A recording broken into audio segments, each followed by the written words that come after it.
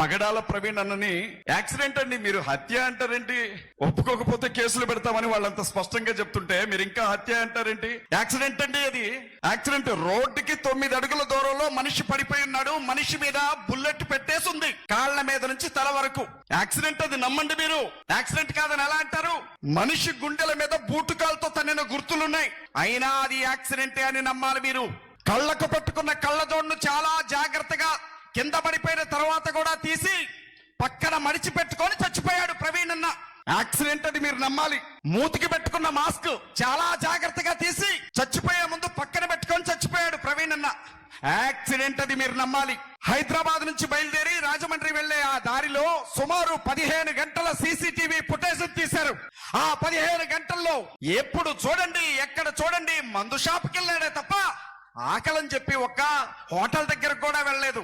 Accident ఇది మీరు నమ్మండి.